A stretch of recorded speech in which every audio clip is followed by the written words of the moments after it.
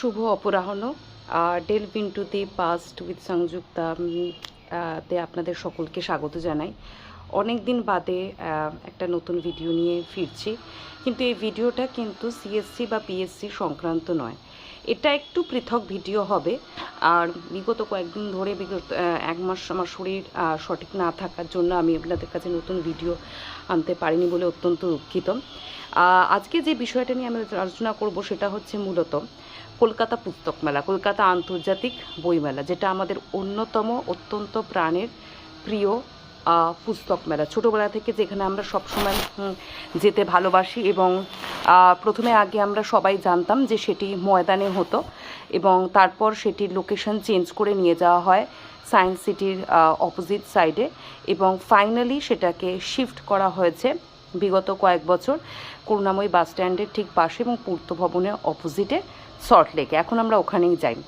কলকাতা পুস্তক মেলার সাথে আমাদের সকলেরই বিভিন্ন স্মৃতি জড়িত আছে, কারণ আমি ব্যক্তিগতভাবে খুব ছোট বাবার কাছ থেকে শুনেছি যখন আমার প্রায় 6-7 বছর থেকে বয়স 5 বছরই, তখন থেকে আমি রীতিমতো ময়দানে যেতাম এবং সেখানে গিয়ে আমার যেটা প্রিয় বই হতো সেটা হচ্ছে এক বাক্স ভূতের বই কেনার যে নেশা, এবং সেই নেশাটা সাধারণত আমার জীবিত ছিল 2020, যেটা কোভিডের যে বছর, তার আগে পর্যন্ত বইমেলা গিয়েও আমি বিভিন্ন অ্যাকাডেমিক্স যে আমার রিসার্চ সেন্ট্রিক বই সেটা ছাড়াও ভূতের বই একটা না একটা কিনতামই।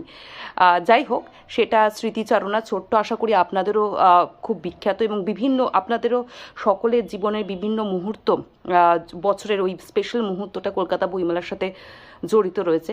আজকের যে বিষয় সেটা আপনারা হেডিংয়ে দেখতেই পেয়েছেন, সেটা হচ্ছে কলকাতা বইমেলা, যেটাকে আমরা বলি যে নিখাদ পুস্তক প্রেমিকদের যেটা সব থেকে প্রিয় বইমেলা, সেটা কি তার সার্থকতা ধীরে ধীরে হারাতে চলেছে?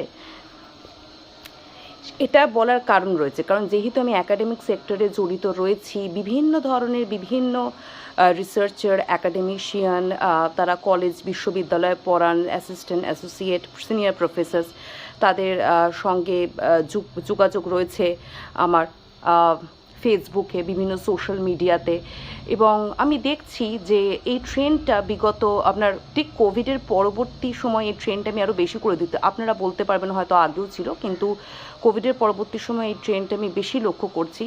সেটি হচ্ছে নিজের যে রিসার্চ বই বা নিজের পুস্তক বিক্রি করার প্রমোশনের অন্যতম মাধ্যম এবং জোর করে নিজের স্কলারদেরকে, নিজের স্কলাররা না হলেও অন্যান্য রিসার্চ স্কলার যারা আছেন সোশ্যাল মিডিয়াতে তার ফ্রেন্ড লিস্টে, তাদেরকে সেই বই হাতে ধরিয়ে দিয়ে একটা ছবি তোলা। এই ট্রেন্ডটা আমার কি বলবো, অনেক জানাশোনা ব্যক্তি, আমার অনেক জানাশোনা অত্যন্ত তারা উচ্চ প্রফেশনে রয়েছেন, তারা বসে আছেন, তারা এই কাজটা করছেন এবং অনবরত করে চলেছেন। একজন অ্যাকাডেমিশিয়ান যখন কোনো রিসার্চ সেন্ট্রিক বই বার করে, অবশ্যই আমরা জানি যে তার উপর তার নিরলস যে রিসার্চ ওয়ার্ক বিগত 10 বছর থেকে 7 বছরের, তার তারই হচ্ছে সেই যে বইটা বেরোয় সেটা হচ্ছে তার রিসার্চের একটা খনি।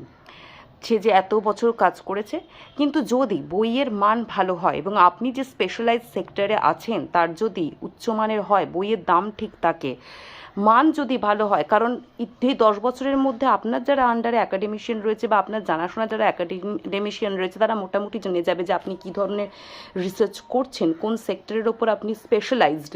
তারা কিন্তু অবশ্যই, আপনি যদি অতিরিক্ত বাড়াবাড়ি মাত্রার প্রমোশন নাও করেন, সেই বই আপনার কিনবে। কারণ তার আগে বিভিন্ন ধরনের সেমিনার, বিভিন্ন কনফারেন্সে হয়তো আপনার বক্তব্য তারা শুনেছেন, আপনাকে পার্সোনালি জেনেছেন যে আপনার কী ক্যাপাবিলিটি রয়েছে আপনার রিসার্চ প্রজেক্টের ওপর, সেইটা হয়তো জেনে আপনার বই তারা অবশ্যই পড়বেন। কিন্তু এই যে বাড়াবাড়ি নিজের বই সম্পর্কে প্রমোশন করার, এই যে বইমেলা শুরু হয়েছে বিগত তার শুরু হওয়ার 15 থেকে 1.5 মাস আগে থেকে আর যে চলছে, প্রতিদিন অন্তত আমার মুখপুস্তিকা পেজে প্রায় 150টা থেকে 200টা পোস্ট আসে, সে রিপিট হচ্ছে, সেই পোস্ট রিপিট হচ্ছে, শেয়ার হচ্ছে, ট্যাগ হচ্ছে, রিপিট হচ্ছে, শেয়ার হচ্ছে, ট্যাগ হচ্ছে, যে আমার বইটি নিয়ে, আর হচ্ছে প্রত্যেক অ্যাকাডেমিশিয়ানের হাতে বইটি তুলে দিয়ে একটা ছবি, ছবি তুলে রাখা। আরে যদি আর সাপোজ আপনি ধরুন যে আপনি হয়তো ম্যারিটাইম লিটারেচারের ওপর, বাণিজ্য ভিত্তিক লিটারেচারের ওপর আপনার স্পেশালাইজেশন করেছেন, পিএইচডি করেছেন, তার একটা বই আপনি বার করছেন। আমি সেই সেক্টরে হয়তো আগ্রহী নাও হতে পারি, কিন্তু আমি আপনাকে চিনি, তাহলে আমি কেন আপনার বইটি কিনতে যাব? হয়তো কিনবো, অবশ্যই আমার ইন্টারেস্ট লাগলে অবশ্যই, হয়তো এই বছরই আমি কিনবো না, পরবর্তী 2 বছর 3 বছর বাদে কিনবো, কিন্তু ওই বইটি আমাকে এই বইমেলাতেই কিনতে হবে এবং সেই বইটি আপনার হাত থেকে নিয়ে সেটা আপনার সঙ্গে দাঁড়িয়ে মিষ্টি করে ছবি তুলে সেটা আপনার ওয়ালে এবং আমার ওয়ালে দিতে হবে।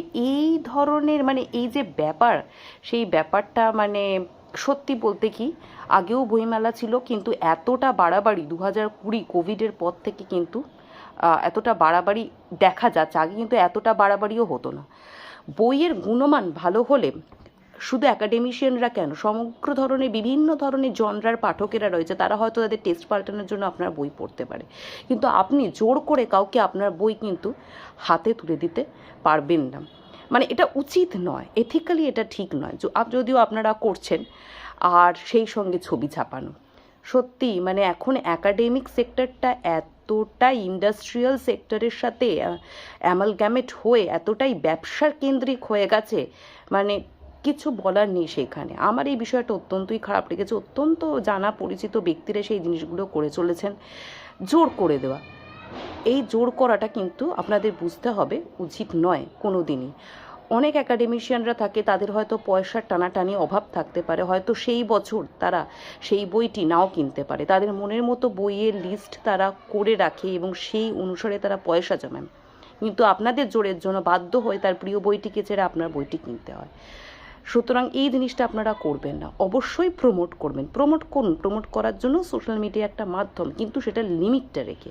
আর আপনার বই দেখতে পারে সে এসে, হয়তো নাও কিনতে পারে, কিন্তু পাশে দাঁড়িয়ে ছবি তোলাটা এটা কি আদৌ কাম্য? এবার আপনারা বুঝুন, আপনারা আমাকে কমেন্ট সেকশনে জানান যে আমার বক্তব্যের সাথে আপনারা কতটা সহমত। তারপর এই বইমেলায় আমি একদিনই গেছিলাম খুব শরীর খারাপ থাকা সত্ত্বেও, কিন্তু আমার যে অভিজ্ঞতা সেটা আমি শেয়ার করবো এবং কী কী বই আমি কিনেছি সেটাও আপনাদের সাথে শেয়ার করব। যদি আমার চ্যানেলটি ভালো লাগে এবং বক্তব্যগুলি অবশ্যই লাইক, কমেন্ট আর শেয়ার করবেন, আর আমার বক্তব্যের সাথে আপনারা সহমত কিনা সেটি অবশ্যই জানান। ভালো থাকবেন।